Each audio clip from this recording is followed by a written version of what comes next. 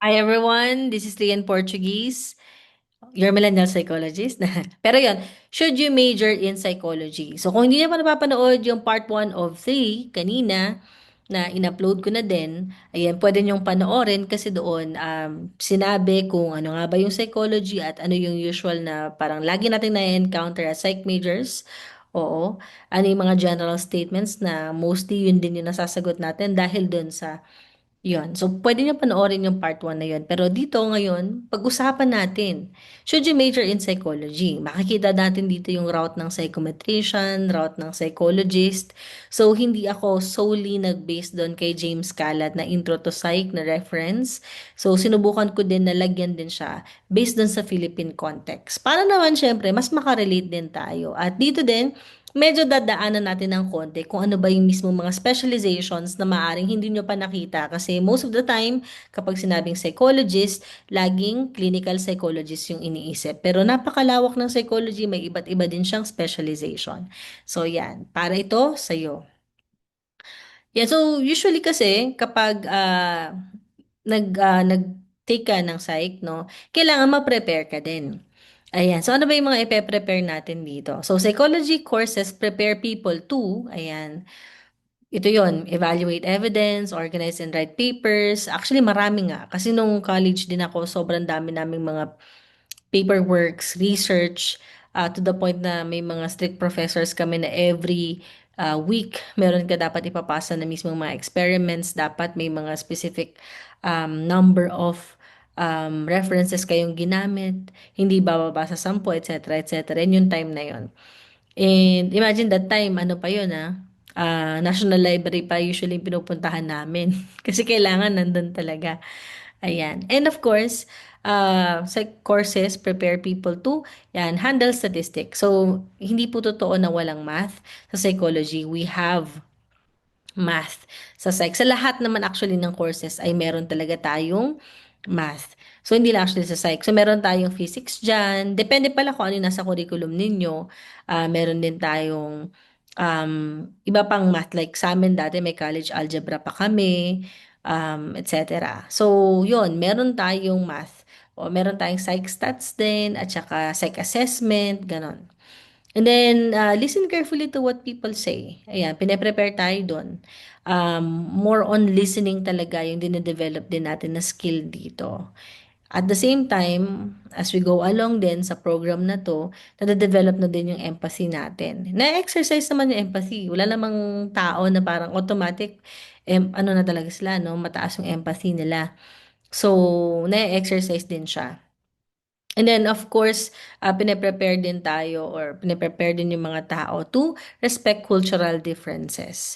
So, yun, dahil nga ang human behavior at yung human, no, napakalawak na maraming aspeto ito, including yung sexuality, race, ethnicity, religious beliefs, etc., etc. Lahat ng yun, no, yung mga differences na meron tayo, sinusubukan din natin, syempre, i-respect yung mga yun. At actually, nasa part naman ng code of ethics natin yan. Ayun. So, people with bachelor's degree in psychology enter a wide variety of careers or continue their education professional schools. Mamaya madidiscuss ko ng slide yan kasi papakita ko yung route. Pero totoo to, maraming careers na available for psych. Kaya lang, syempre, depende din yan sa bansa. For instance, sa Philippines, meron talaga tayong kakulangan when it comes to work. No? Hindi naman lahat ay talagang nag-a-accept na kagad ng um, psych major, no, na walang license. Pero meron naman usually sa human resources na ano na field, ayan, lagi din naman tayong diyan usually napupunta muna, no. Yan yung una nating ano talaga trabaho. And then swerte lang din natin kasi may mga recent din na changes, no, na nangyari. Magkakaroon din tayo ng opportunity na makapagtrabaho sa schools, no, as guidance advocate. Oo, kasi tinatanggap naman nila yung mga psychometrician na license. Ayun. Kasi kulang din yung mga RGCs natin or yung Registered Guidance Counselor sa Philippines. So, syempre, katuwang tayo nila, pwede rin tayong tanggapin. So, yun nga lang, ikaw as psychometrician, para din syempre mas may advantage ka maganda na mag-psychometrician ka din sa mga ganyang klaseng situation. Importante din na pag-isipan mo maigi kung papasok ka dun as guidance advocate. Idediretso mo ba sa RGC or idediretso mo ba sa psychologist? Kasi magkaibang track din siya. Magkaiba din yun ang ima-masters. So, madidiscover nyo naman yan pagtagal, hindi nyo kailangan na magmadali. Ayan. So, those with an advanced degree in psychology have additional possibilities depending on their area of specialization. So ako, for instance, particularly ang specialization ko ay industrial psychology, yung master's ko ay industrial psychology din. Pero mas mahaba actually sa college eh. Industrial psychology or industrial and organizational psychology. Yun. Tapos sa master's, industrial psychology.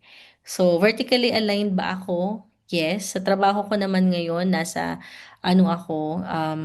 corporate din naman ako. Kaya lang may clinical din siya na slight kasi I have to meet people from different organizations no, na may mga mental health concern. Ayan. So, may teleconsult and I also have face-to-face interaction sa government naman yun as a consultant, no? Mental health consultant. And marami pang iba. Kapag nag-masters ka at take ka ng board exam for psychologist, may mga opportunities din. So mamaya, i-discuss ko din yan. O, di ko alam kung mamomotivate ba kayo na mag-take ng licensure examination dahil sa mga isi-share ko, pero sana, kasi somehow, nabe-break natin yung mismong paniniwala ng mga tao na kapag nag-psych ka, wala kang trabaho. Meron naman. Kaya lang syempre, madami ding competition na nangyayari dito sa ano natin, sa profession natin kasi nga hindi naman ganun kadami din yung available, 'di ba, ng mga positions. And syempre, ay yung iba nangangailangan pa sila ng higher education din o kaya mas advanced na degree bago ka syempre na i-hire din. So, ayun. Pero meron naman din tayong mga specific ways din para kahit papaano mas magkaroon tayo ng advantage din. Ayan, so sa Philippine context, ma-observe natin na konti lang talaga yung mga mental health professional. Ito yung mismong reference na ginamit ko from DOH noong 2022. Merong 3 mental health professionals to every 100,000 Filipinos. Bumuti na yan kasi nung around 2020 to 2021, one psychologist to 100,000 Filipinos. At ang naalala ko pa nga, one psychiatrist to 195,000 Filipinos kung hindi ako nagkakamali. Pero medyo nag-improve na siya noong 2022 kahit paano, 3 mental health professionals to every 100,000 Filipinos. Ayan. 'Di ba? Pero kung titignan, masyado pa din siyang madami. So meaning, hindi kaya to ng mga psychologists, psychometricians, psychiatrists lang alone. Importante na marami tayong nakakapacitate or natitrain na mga allied professionals, no, when it comes to providing psychosocial support para kahit papaano hindi man ganun ka at alam mo yun, hindi naman siya kailangan i-escalate sa level ng psychologist or ng psychiatrist, at least sa level na hindi pa siya nagiging full-blown mental health disorder, pwedeng-pwede na siyang matulungan para mas ma-prevent pa yung pag-develop ng possible mental health condition. 'Di ba? So, ganun yung ginagawa natin. Kaya marami din tayong tinitrain ng mga psychological first aiders o kaya ibang tawag nila ay mental health first aid. Um, Kumbaga, mental health first aider, ganyan. So, dumadami yung ganyan kasi nga sinusubukan din natin ma-address yung growing concern ng mga Pilipino. Kasi kasama ng advocacy natin, di ba, yung promotional awareness. Part ng awareness din, dumadami din yung mga tao na nafe-feel nila na mas malawak na yung safe space. Kaya dumadami din yung mga number ng mga tao nag-ask ng help. So kapag dumadami yung nag-ask ng help, nangangailangan tayo ng workforce. Ayan. And medyo nakakasad lang din kasi yung nabasa ko na statistics globally na there's only 1%, no? 1% globally na nagtatrabaho sa workforce. At sa 1% ng population na yun na nag-work sa healthcare, hati-hati pa yon, psychiatric nurses, psychologists, psychiatrists, social workers, etc. So, kung mapapansin natin, konti, no? Kahit globally, kung titingnan din natin yung numbers, ang konti din talaga niya. So, no wonder kung ba't ganito yung mundo natin. Hindi ko alam kung matatawa ba ako doon or malulungkot or mix. 'Di ba? So, pero pagpapakita to na kailangan tayo. Imposibleng wala talaga tayong trabaho. And again, tulad na na-mention ko, recently nga, yung naipasa nga na nasa basic education, 'di ba? Naghahanap na sila ng mga guidance advocate na tutulong para, syempre, mabigyan ng psychosocial support yung mga students. Ayun, so more likely diyan po pwede yung mga psychometrician din. Oh, and of course, meron pang mga iba na mga positions, puwedeng sa government, puwedeng sa private, puwedeng sa clinical, puwede rin kayo maging researcher. Hindi naman po puwede na ikulong mo lang yung sarili mo. Halimbawa sa mga testing center, 'di ba? Puwede kang researcher, puwede ka rin maging college instructor. Pag meron ka namang license na talaga as psychometrician, you can also handle psych subjects o kaya yung mga board subjects, puwede kang magturo. Pero better siyempre nagte-take ka na din nun ng masters. Ayan, so nagkakaroon kayo ng idea 'no kung ayan. So pag-usapan natin yung route to psychometrician, oo. Should you ano ba, should you, take yung psych? Oo, kung sakali na ang ano pala natin, trabaho natin may mga math tayo, may research tayo, may stats tayo, ganyan-ganyan. Well, depende yun sa'yo. Pakiramdaman mo, tulad ng pinakita ko kanina, di ba? Magme-major ka ba ng psych? Ito yung mga pinakita ko na kagad, oh. Di ko alam kung warning ba to or what, pero yan yung mga ma-encounter mo kasi dyan tayo tinuturuan. Mag-evaluate ng papers, magsulat ng papers, etc. etc. Ganyan siya. Pero kung na-feel mo na parang, it's not something na gusto ko, so at least nag-isip ka na ngayon, di ba? After mong mapanood to. Oh, pero hindi mahirap mahalin ng psychology kasi It's the it's the for me, bias na ako. It's the only program na sige na nga, ito ay isa sa mga program na kung saan habang nag-aaral ka, natututo ka na maunawaan yung sarili tsaka yung ibang tao. 'Di ba? So maganda. So going back sa pinag-uusapan natin, route to psychometrician. So sinama ko na yun sa senior high school kasi usually tinatanong ako ng mga aspiring psych majors, ano ba yung iti-take nila sa SHS? So for senior high school, ito po yung kukunin ninyo, STEM o kaya naman UMS. Usually yung UMS ang mga na-encounter ko na dumidiretso sa college ng psychology kasi social sciences sila. And si psychology kasi is under ng Department ng Social Sciences. Ayun. Pero pwede din ba yung STEM? Yes. Kasi yung STEM, mas marami silang mga natural sciences and marami din ganyan na subject sa BS Psychology. So more likely, those students na nag-take ng STEM, BS Psychology yung ideal sa kanila. For those na UMS, pwedeng AB. Pero most of the time, pwede din naman na BS Psychology. Wala naman usually deficiency subject na kinukuha. Dumediretso din naman talaga sa psych. Nasagot ko ba? Sana nasagot ko. So, pwedeng STEM, pwedeng UMS. Pero baka merong magtanong dyan or tanungin kayo ng kakilala ninyo. Paano kapag ABM ako? Pwede ba akong mag-take din ng psych? Alam ko, pwede naman. It's just that, I think mag-a-add lang kayo ng deficiency subject. Parang ganun yata.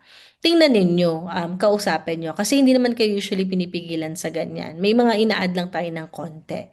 Ayan. So, sana medyo naengganyo yung iba din, no? Na mag-take ng psych. Ayan. So, pag college naman, we have AB Psychology tsaka BS Psychology. So, usually na-encounter kong question, ano bang kukunin ko? Kung ang gusto ko, mag-take ako ng Psychometrician Board Examination, dapat ba BS Psych ang kukunin ko?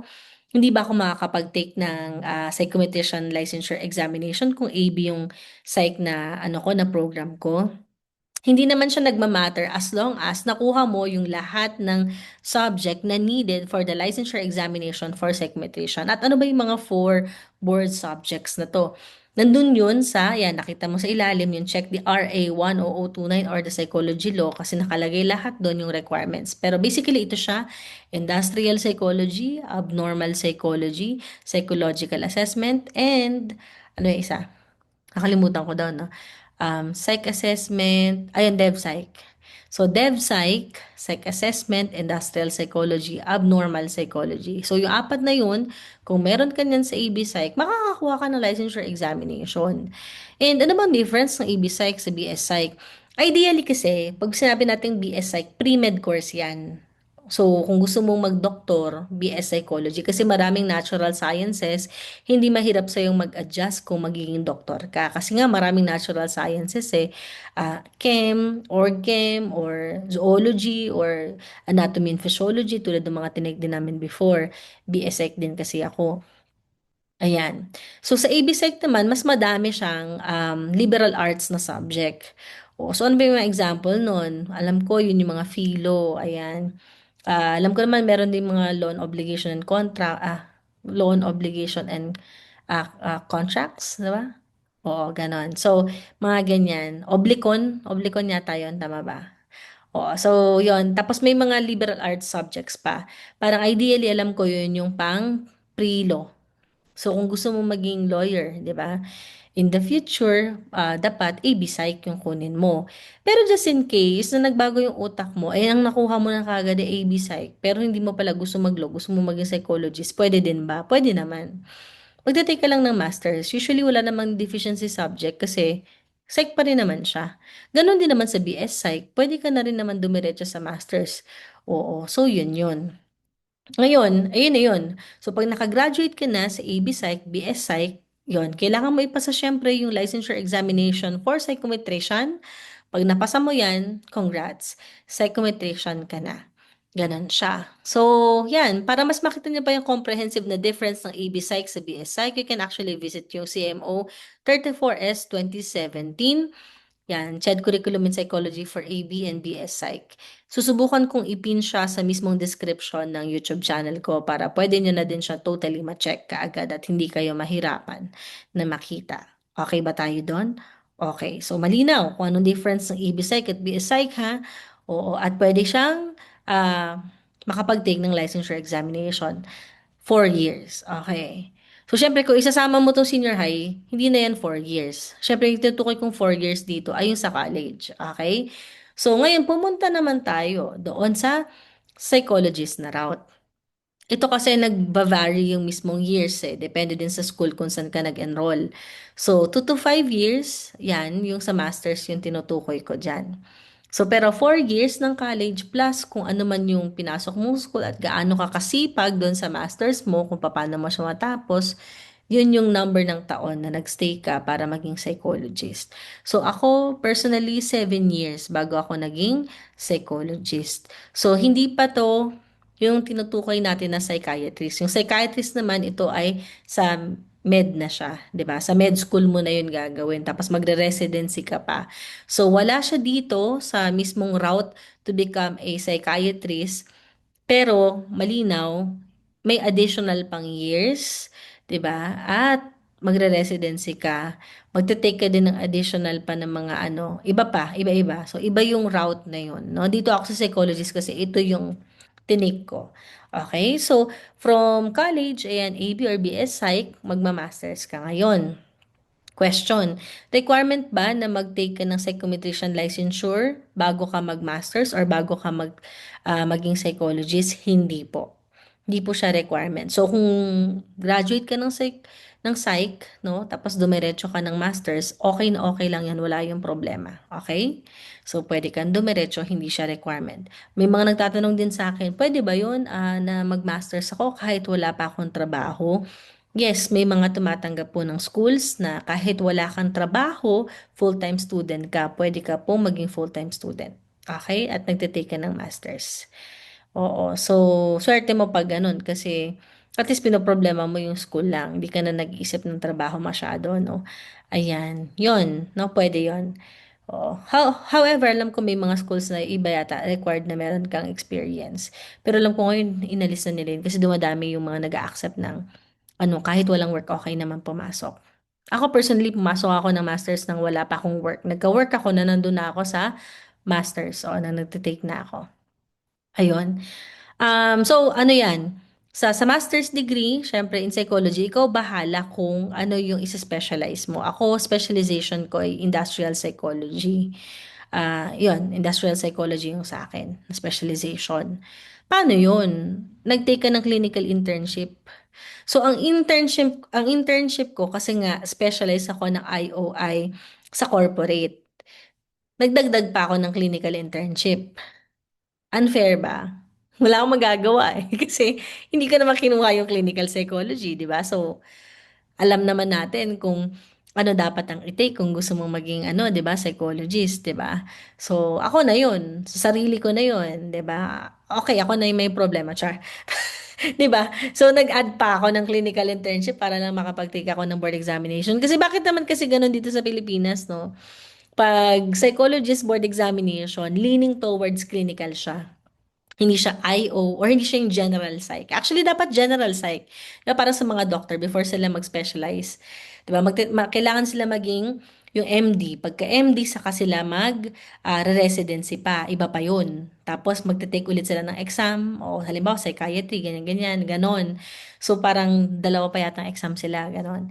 So, sa atin, hindi. Parang after ng masters mo, na ipasa mo siya, nag-internship ka, ayun, magte-take ka ng board examination. Ganon. Tapos sa board examination na yun, talagang yung mga subjects ay pang-clinical.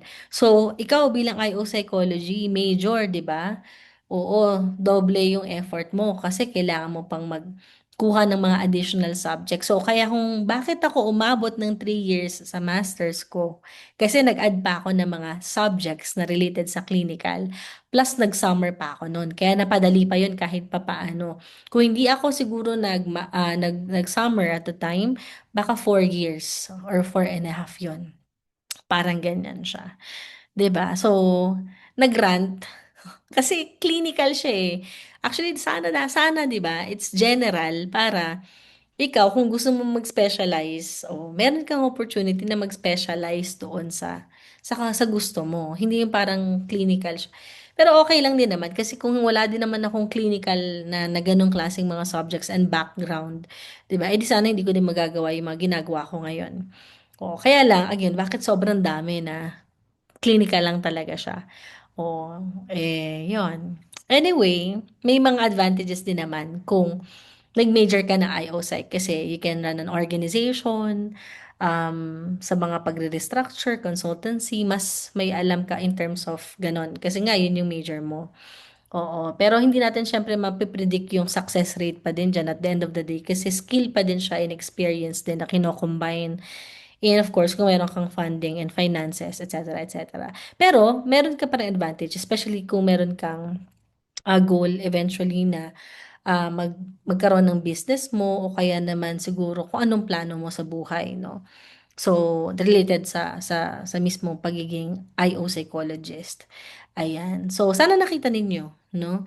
Again, master's degree in psychology plus clinical internship. So, malinaw sa mga nakwento ko, ang specialization, clinical psychology, para straight, diretso, kuha ka ng board exam. Hindi katulad ko, ang specialization ko ay IO psychology, nagdagdag pa ako ng clinical units, at nagdagdag pa ako ng clinical internship, kaya ako tumagal bago ako nakakuha ng board examination kasi ang mismong board exam for psychologist ay nakakiling sa clinical. Unfair? Ng slight, 'di ba? So, ano yung important subjects for board examination? So, advanced abnormal psychology, advanced theories of personality, psychotherapy, and psychological assessment. Okay? And then, after na, nakapag-internship ka na din, kuha ka ng licensure exam for psychologist. And then, kapag napasa mo siya, congrats! Psychologist ka na! Tapos na siya. Ayun. Pero syempre, hindi natatapos dyan yung mga trabaho natin tsaka pag-aaral natin. Kailangan pa din nating mag-aral kahit na tayo ay merong lisensya kasi kung hindi, baka ma-revoke ang license natin. And at the same time, meron tayong mini-maintain na CPD points. Ito naman yung mismong continuing professional development natin sa practice natin. Meaning, every now and then, we have to advance or at least to keep ourselves abreast doon sa mismo mga trends na meron dito sa profession natin. Kasi kailangan natin make sure na nandun pa rin yung competencies natin at hindi tayo na sa stock, 'di ba? Hindi stagnant yung ating knowledge. Patuloy na nag-i-improve tayo. Dami kong ebas, pero that's it. Clear? Clear. Ayan. So ngayon, ito yung mga specialization ng no? Psychologist. Makikita natin dito kasi nakabase ito sa United States. Oo. So kasi ito yung nandun sa book ni James Calat. So daanan lang natin saglit. O yun, so pag clinical psychologist, clinical yung emphasis niya. Hindi naman nag-a-apply yun dito sa Philippines, kaya dinadaanan ko lang. So psychiatrist kasi, yan ay kanila total of 8 years. Halos parang katulad din pala ng ano namin. 7 years kasi ako, halos 8 years kasi. Sa med school kasi, kung gusto mo kasi maging psychiatrist, kasi di ba pag psychologist ka, magma-masters ka, tapos magta-take ka ng board examination. Pag ikaw ay may medicine, di ba? Magsa-psychiatric ka. So instead of taking masters, yun na yun, yung ano na yun, med school. So, yung med school na may specific years, tapos may mga training, tapos residency. So, around 8 years din siya. Medyo lamang siya ng konting years lang sa sa pagiging psychologist. Pero again, mahirap din yan. Parehas naman mahirap, pero depende kung ano yung gusto mong hirap na daanan. So, yon. Okay, psychoanalyst, may psychoanalyst sila dun sa US. Sa atin kasi is pwedeng additional yan kung gusto mo mag-aral sa ibang bansa. Then psychiatric nurse, ayan, clinical social worker, or social workers, meron tayo niyan dito. Allied professional siya sa Philippines. Ayan, meron din board examination din talaga yung mga yan. And sobrang laki ng help nila in terms of managing yung mga domestic abuse, yung mga family violence, etc. Sila yung talagang face to face, lalapit sila dun sa mismong mga tao na survivor ng harassment, ng abuse, sila yung kakausap, sila yung mag intake interviews. Ito yung mga tao sa community. Sila yung mga professionals na nandoon sa barangay tsaka sa community talaga. Yan yung mga nami-meet natin at nakikita natin sa DSWD. And sila yung may alam ng mga specific programs na available sa mismong mga government units natin. Tapos kapag kung ano yung need ng mismong client or ng patient, sila yung magre-refer doon sa mga specific um, ano na yun, no? Unit para doon sa program na makakatulong doon. Halimbawa, kailangan ng financial assistance, alam nila kung sino yung kukontakin doon. Kung wari na abuso to, saan lalapit, ganyan. Sila yung gumagawa ng sobrang hirap din ng trabaho nila. And sobrang thankful ko na nandyan sila. Kasi ang focus ng psychologist ay yung individual, no? Na paano niya halimbawa mawo-workout kung sakali meron siyang traumatic experiences, etc. Nag-guide naman natin sila. Pero hindi kasi tayo yung kasing, alam mo yun, lubog talaga doon sa ano yung mga specific na gagawin. Kasi ibang level of expertise yun. Social workers talaga yan. So, hands down sa mga social workers. Ayan. And of course, we have counseling psychologists, forensic psychologists. To wala pa masyado dito sa Philippines. It's something na kung gusto ninyo, pwede nyo gawin. Isang eskwelahan, alam ko sa Far Eastern University. Wow! Sakto. Sa atin yon FEU. Ayan. And of course, ano pa ba? Meron tayong biopsychologist. So, yung mga general interest na to, yan, brain and behavior. So, yung topic of interest nila, usually, body signals indicate hunger in society. Diba? Society. Yun. So, yan. And then, clinical psychologist, emotional difficulties, commonly ganyan. Pero, syempre, malawak pa yan. O, pinapakita lang dito yung mga basic. Pero, malawak pa yan, ha? Ayan. So, cognitive psychologist, we have community psychologist din, counseling psychologist na na-mention ko kanina. Ito yung mga mental health professionals. Types of therapies yan. Ito naman specializations. Okay. So, therapist, specialization. Okay. So, kung titignan mo ang therapist, kapag sabi, gusto ko maging therapist, hindi siya isa lang. Iba-ibang area. Tama yung therapist sa ibang bansa, clinical social worker. 'Di ba? Therapist sila maituturing. Dito sa Philippines, hindi. So, kailangan linawin ko yun, hindi. Psychiatric nurse, parang hindi rin sila naituturing na gano'n. Parang gano'n, no? Magkaiba. Magkaiba din. Okay? Specialization, going back, ayan, developmental psychologist. Ayan. So, malawak pa yan. Educational psychologist kapag sa eskwelahan, environmental psychologist, and ito pala yung environmental psychologist, meron tayo dito sa Philippines, no? Meron tayong special interest group sa environmental psych. So, you can visit yung Psychological Association of the Philippines na website. Mamaya pakita ko sa inyo kung saan. And then we also have evolutionary psychologist, ang sikat dyan si David Buss. Ayan. Human factor specialist, ayan, yung mismong connection or yung relationship ng isang tao dun sa mismong equipment, usually related din siya sa IO psychology. Ayan, para syempre maayos yung mismong design, 'di ba? Para mas ma-achieve ng mismong mga employees yung kanilang productivity dahil doon sa mga equipments na gamit nila. So yung colors, etc., design ng mismong mga equipment. Ayan, yung mga upuan, yung mga table, ganyan. Gaano siya kaangkop, 'di ba? Para mas nandun yung sense of comfort, 'di ba? Paano din-design yung mouse, ganyan, etc. And of course, IO psychologists, people at work, para syempre mas matulungan natin sila na mas mabawasan yung mismong distress and demotivation kasi we want to increase yung productivity and well-being nila in general. So, marami, 'di ba? Nakakalunod, oh. Pupili kayo, learning and motivation specialist, and then may personality psychologist pa. Dito sa Philippines, walang personality psychology na division. Then we also have psychometrician. Yung level ng psychometrician sa ibang bansa ay mas mataas, no? Mga level ng mga PhD yan. Dito parang tulad niyan, pinakita kong route kanina, college level, you can actually take the board examination for psychometrician. So, syempre, magkaiba din yan ng scope kasi magkaiba ng competencies yan, ibang bansa at saka dito, no? Then we also have school psychologists and then social psychologists. So, pag school psychologist, ayan, yan yun, problems that affect school children, social psychology, group behavior, social influences. Yan yung mga topic of interest nila. So actually, madadaanan pa naman natin yan sa iba pang mga chapters or sa ibang mga subjects. Kaya mas ma-highlight din natin sila. Pero at least ngayon, nagkakaroon kayo ng preview kung ano-ano yun. Ayan. So, yan yung ating part 2. Hopefully, meron kayong natutunan kung ano nga ba yung mga specializations, ano ba yung route for psychometrician, ano ba yung route for psychologist, and even yung mga practical tips, 'di ba? Kung ano ba yung difference halimbawa. Practical tips kung ano yung mga iti-take halimbawa kung sakaling magma-masters ka, etc.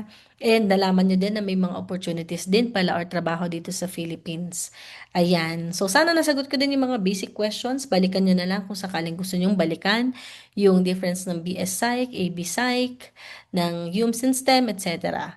Ayan. So kung yan na natapos nyo to, so congratulations.